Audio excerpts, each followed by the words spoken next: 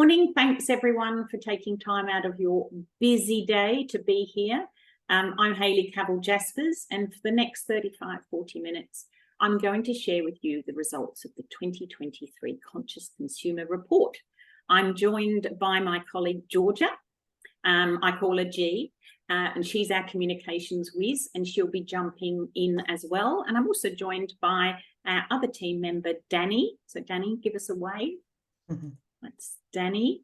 I'm happy to take questions either at the end or during. If you've got a burning question and you need to just send it through the chat box, and Georgia will monitor that and we'll stop and answer that question. Otherwise, pop it in the chat box and we'll get it to everyone at the end. Please put yourself on mute during the presentation. And if you don't want to be on the video, then switch your video off. And yes, you will get the slides, and you will also get a copy of the full report. So first of all, let me tell you a story. So 28 years ago, I walked into this building in Commercial Road in Melbourne for my very first day as a sole business owner. I rented the office for just a month because that's all the money I had. And a friend had lent me a computer, and I had a logo, a business card, a phone and a fax, and a very strong motivation to succeed following my father's death, a disastrous marriage fail, and a fundraising job that I hated. I had this crazy idea. What if I could be the bridge between companies or corporates and non-profits? I had the knowledge and the experience of both sectors, and I knew at the time that collaborating was the only way to solve societal problems. I had nothing to lose, yet I risked everything. Had it not worked out, I could have ended up homeless, as I didn't know too many people having newly arrived in Australia. Whilst it was hard work launching a business that no one really knew they needed, because CSR back then wasn't even a thing, with some amazing mentors and some friends' help, I made it to month 2. And then I made it to month 3. And I think I stayed in this office for probably a year before moving into my very own home office. So that was the birth of Cavell & Co, a matchmaker between companies and charities 28 years ago. In that time, we have built 54 partnerships, investing over 42 million into the community sector. In that time, we've also launched several research reports, and this one is our 9th report. We've built partnerships for Disney that enabled a face-to-face mentoring program with Big Brothers Big Sisters to go online, which significantly cut back the waiting list for biggies and littlies. We partnered Vodafone Foundation with Hello Sunday Morning to fund their online program, helping young people in Australia to alter their relationship to alcohol. And our most recent partnership, our 54th, was with Workwear Group, who partnered with The Big Issue. This was one of the stories that's actually featured in the report this year. We've also built partnerships for News Corp Australia and MLC, who helped to launch the new service for Lifeline, which is a chat service. And we also built a partnership for Kellogg's, and that was a 6-year partnership with Kids Helpline that won a Fin Review Award. Finding cause partners isn't just what we do, but I'll tell you a little bit more about that later. Right now, let's dive into what you came for, which is getting inside the head of the conscious consumer. So the Conscious Consumer Report is 65 juicy pages of it, featuring 20 stats, commentary from me, and a few stories of partnerships for inspiration. Our research partner is Senate SHJ, and our communications partner is Communicado. And it was obviously a mammoth job to pull this report together, and I couldn't have done it without them. So thank you so much. And I also want to thank Georgia and Danny, because you've worked ridiculous hours over the last couple of months. So first, a bit of context. As you know, Australia has lurched from crisis to crisis over the last few years. Bushfires, floods, pandemic, lockdowns, having to adapt to remote working. Obviously, tragically, some people lost loved ones, people lost homes, businesses, jobs. As a nation, though, we came through relatively unscathed. But now we're in the grip of a cost of living crisis. And where that's left Australians, they're overwhelmed about the future. Things like climate change, the risk of AI to their job security, etc. And they're stressed about the present, the cost of food, energy, and so on. And this is fueling an already escalating mental health crisis. For example, Lifeline, who we work with, have seen their daily contacts go from around 2,500 pre-pandemic to 4,000 every day. No wonder the Collins Dictionary word of the year for 2022 was permacrisis, which basically means an extended period of instability and insecurity. So prior to going into the field with my own research, I sourced and read 15 global reports from organisations like Accenture, Deloitte, Edelman, Dynata, Mintel, JB Were, to name a few. In reading these reports, it enabled me to frame questions that hadn't already been asked, because I really wanted to add some new data to the research pool. But what I found particularly fascinating was how consistent these reports were. And later, when we got our research back, how it aligned to what we were finding. And it was really evident that consumer activism is at a peak, and consumers are recognising their power, the influence they have over corporate behaviour.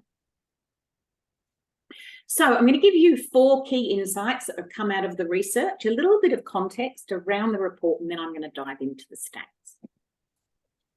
So the first thing is our research reveals that Australians' anger at corporate inaction is growing. Inaction around minimising harm to our planet and society and doing good in the world. Number 2, a large majority of Australians think corporates are all talk and no action when it comes to their corporate responsibility and social good. Number 3, when it comes to solving social problems, Australians want companies to partner with charities to solve them.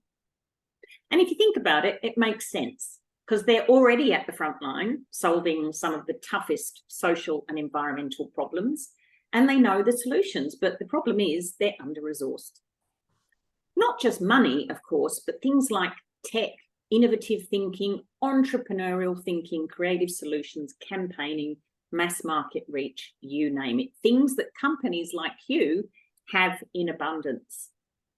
And the other thing is, you're also, by partnering with a nonprofit, you're building on the brilliant work that they've already done, so you can fast track impact, and that's important. I've always believed in the power of partnership, and if you think about it, many of the world's most enduring companies were formed from a partnership, including the awesome Ben & Jerry's.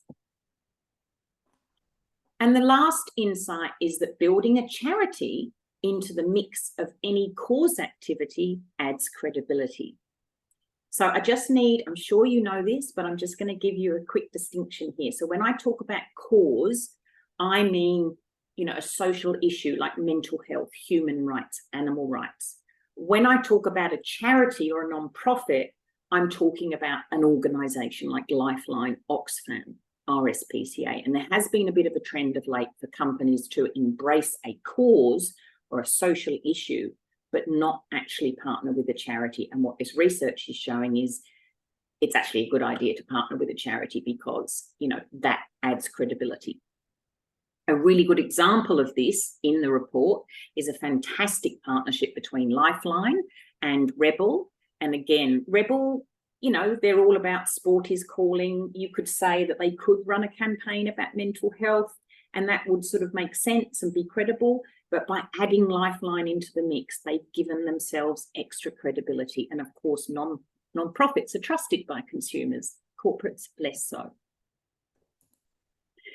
So the conscious consumer has some very powerful tools at their disposal to force change. They have their skills, they have their voice, and they have their wallet. So let's just unpack this very quickly. Their skills. They're refusing a job or quitting a job that doesn't align with their values and doesn't have a good reputation in CSR, and they're moving towards companies that do have a good reputation. Their voice.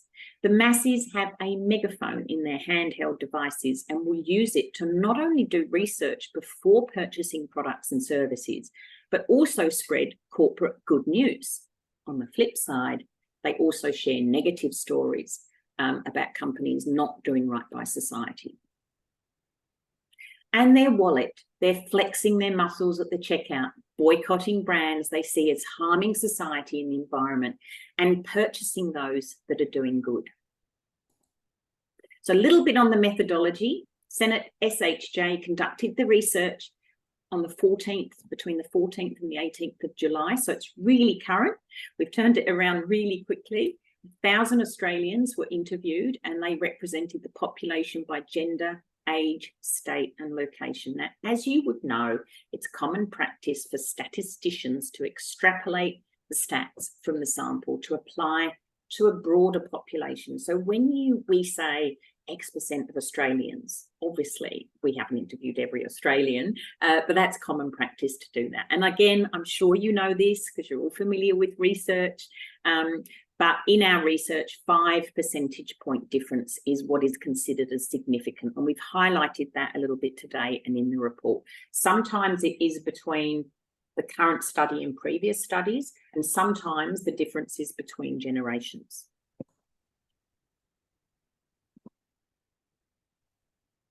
So at the time of field work, mainstream news was covering the PwC scandal, mounting anger at Qantas. And in the 8 weeks of writing the report, another study has come out from Roy Morgan that's grabbed the headlines, calling out corporates for moral blindness. So obviously, the first two things would have influenced a little bit people that we interviewed, because that was literally happening at the time of the survey. So a bit about the scope of the report. Conscious consumerism is a very broad term. And obviously a true conscious consumer probably wouldn't be consuming much. They're probably recycling, repurposing, etc. So for our research, we focused it in on areas that we felt were missing from the existing research pool and what we felt was of most relevance to our clients. And we did reach out to both nonprofits and corporates to find out what they wanted to know. So the research is broken down into 3 areas: corporate behaviour, corporate communication, and consumer behaviour. We also did a video summarising the results, which is at our website, which you're very welcome to share. And we also accosted people on the street and did a vox pop. We wanted to sort of bring some of those stats to life, and that is also on our website. The stats are actually broken down and presented by generation. So a little quick reminder of what those are, and then we'll dive in. Lovely. So, thanks, Hales. So we've got the builders, they're age 77 and up. Then you've got the infamous boomers, which are 59 to 76, followed by Gen X, who are aged 44 to 58. And then you have the Gen Y or millennials. They often get called those kind of interchangeably. I'm sure many of you know that. They're aged 29 to 43. Then you've got the Gen Zs, which are the 14 to 28 age range, and the alphas, which are 13 and under. And for the case of this study, alphas are not included. We only interviewed adults. So G has just slipped into the Gen Z. She's just under 28, and I've just slipped into a boomer. I'm sort of on the cusp of X and boomer. So you've got both ends of the spectrum here today. So a snapshot of the stats. There's obviously more in the report, but I really don't want to, give you a boring PowerPoint with stats. So we're going to give you the key ones, but please do have a look at the report. There's more there. And by the way, it's not all good news. So as they say, don't shoot the messenger. So first of all, corporate behaviour.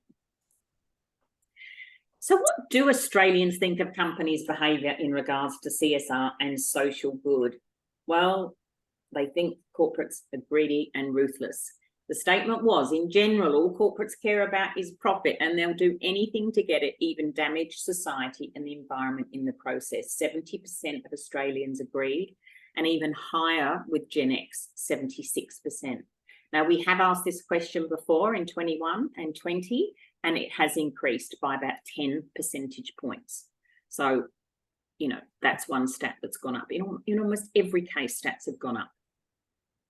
And they also want harsher punishment. Nearly 9 out of 10, I think it's 88%, really high, of Australians agree that when companies damage the environment or society, government should make them accountable with bigger fines.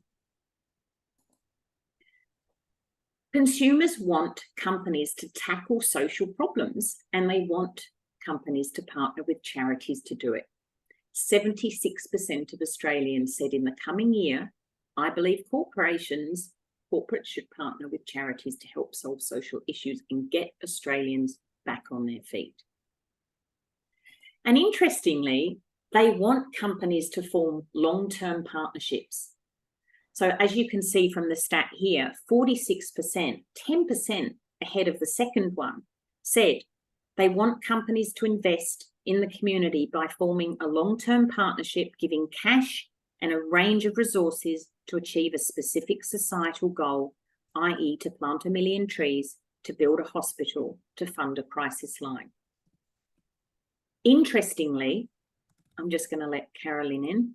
Interestingly, setting up a philanthropic foundation, which is common practice for companies, was way down the bottom of 7 options. Obviously, number 2 was providing products to a charity, 36%, and 28% providing a percentage of sale, which we know as cause-related marketing. But definitely partnerships is the way to go. An excellent example of a company that's bringing all of its resources to bear in a partnership is Rebel and Lifeline. And when you find the right fit, one that aligns to your vision, mission, purpose, brand essence, that's actually very easy to leverage that relationship. You want to leverage it because it's actually amplifying your brand message as well as communicating the good that you're doing. So Rebel have contributed not just money, of course, to Lifeline, but also they've brought in some of their brand ambassadors. One of the Matildas is part of this campaign. Retail partners like Adidas, and they've also utilised their social channels and their retail outlets to leverage the relationship. The main activation for Rebel is around now, actually. So if you go into a Rebel store, you'll possibly see this. You cannot miss it. Just look for the bright yellow. This year, Rebel have partnered with Adidas and also street artist Mulga to offer a limited edition collection of 100% profits to Lifeline product. So this is only year 2 of the relationship, and they've already generated over $1 million for Lifeline. It's an awesome partnership, and it's in the report. Okay, so let's move to corporate communication. They're not particularly happy with corporates about the way they communicate CSR either. Most companies are all talk and no action. 63% of Australians agreed with this statement. So there's way too much sizzle and not enough sausage. They're also skeptical, but as we said before, what adds credibility is adding a charity to the mix because they trust charities. 72% of Australians agreed with this statement. The other thing that gives credibility is tangible results. So if you're talking about planting trees, talk about where you planted them, show images of them, talk about the progress of the trees, because people are very skeptical about whether you're actually doing what you say you're doing. 75% agreed that when a company or brand promotes its support of a cause, I'm more likely to believe it when I see what they're doing, i.e. the impact achieved. And this was even higher with the builders, 86%. So the older people, they're a little bit more skeptical, actually quite a lot more skeptical. And it's really important to take action before briefing the PR team. 81% of millennials said it's good when a company uses its promotional channels to amplify a cause, But if they can't see a genuine commitment to that cause, it's just a PR stunt or woke washing. Now, it's really interesting because I didn't know what woke washing was a couple of years ago. Georgia had to enlighten me. And I found it fascinating that consumers knew what that term was, but they certainly do. Georgia? And the mainstream stat for this, so across all generations, was 75%. So still really high, but just not as high as the millennials. So really important to show substance and back up your claims with evidence. So young shoppers are the ones that do research, no surprise. When considering purchasing a new product or service, I do research on the company to see if it's doing good for society or the environment before making the purchase. So 40% of Australians agree, 49% of millennials and 49% of Gen Z agreed. So there were a couple of other stats within this section of the report, and they include how Australians tell others of a company's good work and what words to use that indicate a genuine and substantial relationship with a cause or charity. Beautiful. Thanks, G. That's right. And the last segment is consumer behaviour. So how consumers are behaving as a way of sending messages to the corporate sector. They're flexing their muscles at the checkout by boycotting brands they see as doing wrong. So last year, 45% of millennials say they actively boycotted a company, brand, product or service because of its poor reputation in corporate social responsibility. Now, the mainstream stat for this was 36% across all generations. So clearly much higher with the millennial group. And they're actually moving towards brands that they see as doing good. 27% of Australians said that in the last year, I have actively switched from my usual product service to another because of its support of a cause or charity I care about. And again, that's even higher, 10 percentage points more with millennials. It would be good to know what causes they care about enough to actually make that switch, wouldn't it?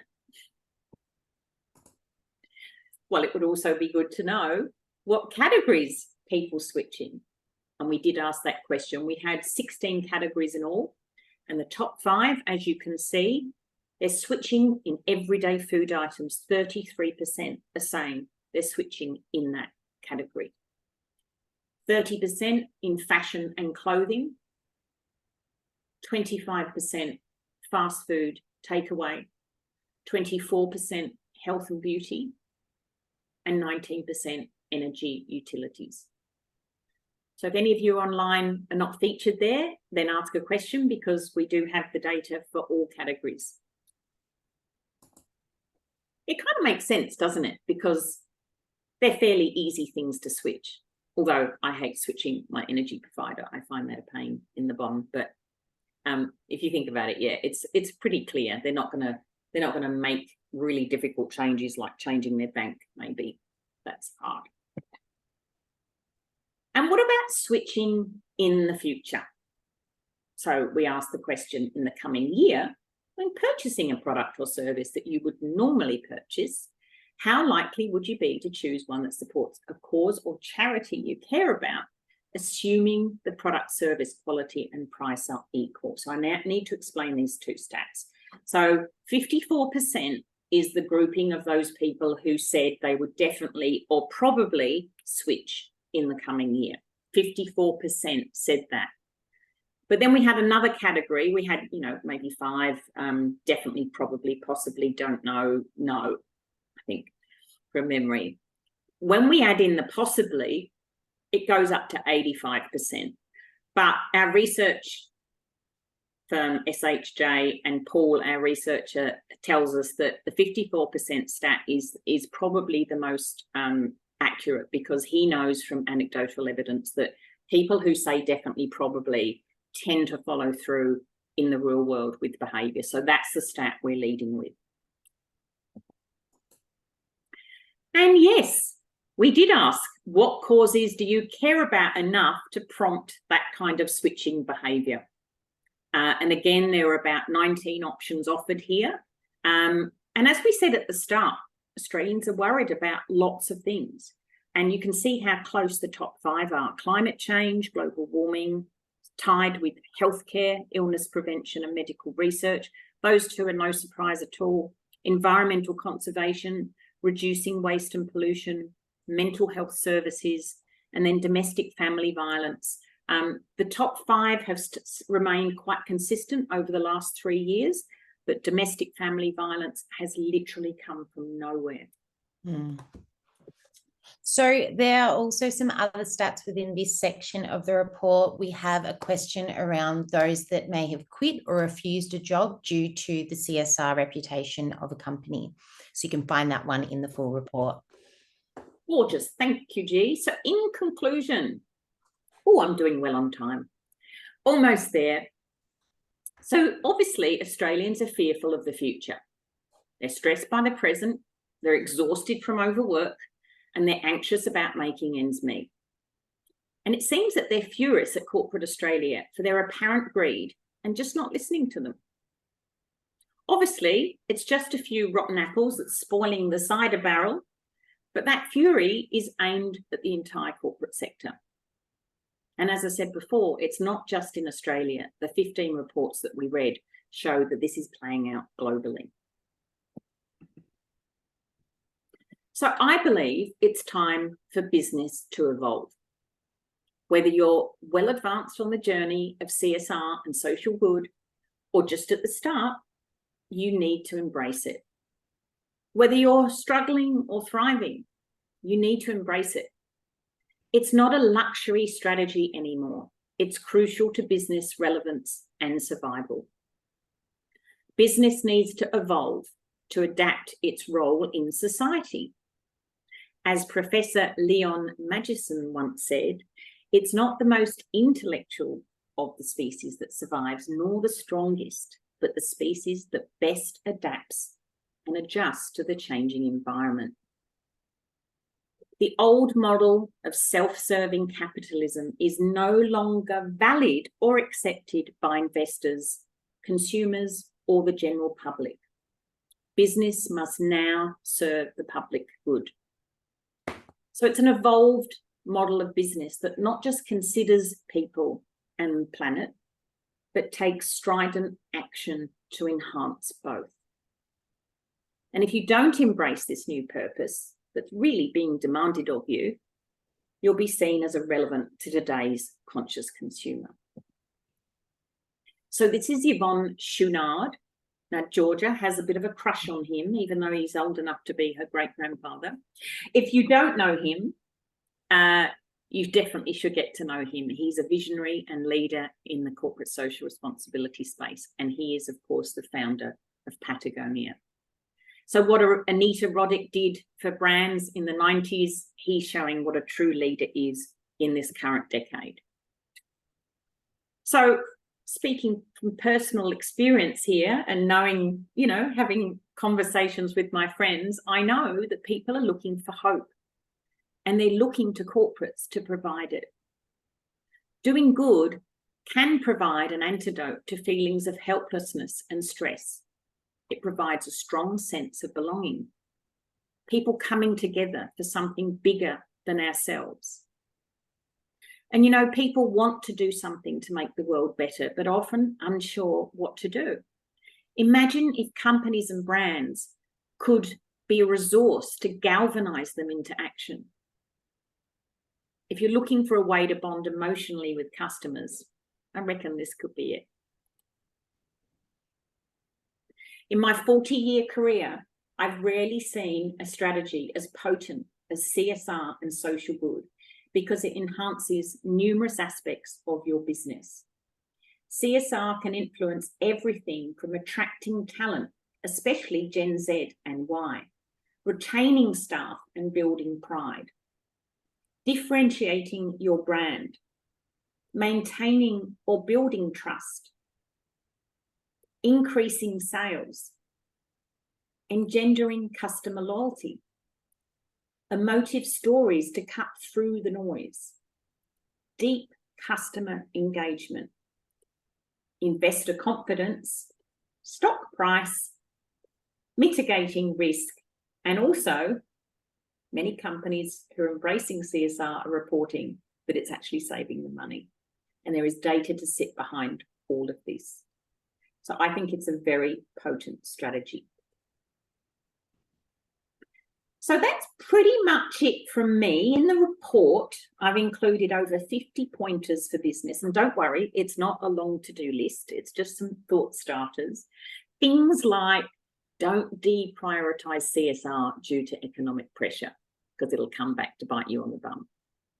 Stop using motherhood statements to describe what you do, and stop using jargon. And I believe that words like purpose and sustainability have become jargon because they're so overused, and really consumers just are fed up hearing it.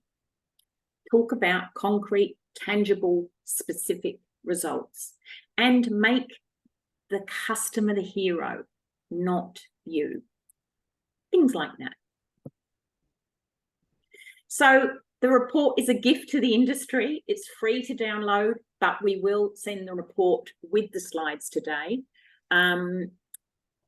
As I said before, there's over 20 stats in there, commentary, and some great stories of inspiration. And I really want to thank our partners, Communicado and Senate SHJ, for making it possible. A little bit about us, and then we will finish. So how Cavell & Co helps, I think it's important for you to know what we actually do. We offer 3 services. We're best known for seeking and securing the perfect cause partner. Many of our partnerships have run for 6 years, and one in particular, Seek Volunteer, is now in its 23rd year. So we're about building long-term, strategically aligned partnerships between companies and charities. We have a robust process for doing this, and we can also review an existing relationship to evaluate whether to continue or exit. We also have a process for reshaping a strategically misaligned CSR strategy, or we can create a new framework from scratch. And we can help with your CSR communication by working with you and your PR agency to get the balance right. We've created impact reports in the form of infographics for firms like BetEasy, Mondelez, and IAG. We're happy to have a chat with any of you about this, so just reach out on email if you'd like to know more. So I'm done. Thank you so much. It's now over to you from questions. If you could say, please, where you're from, which company you're from, if you're comfortable doing that, just so I've got a bit of context. So over to you, G.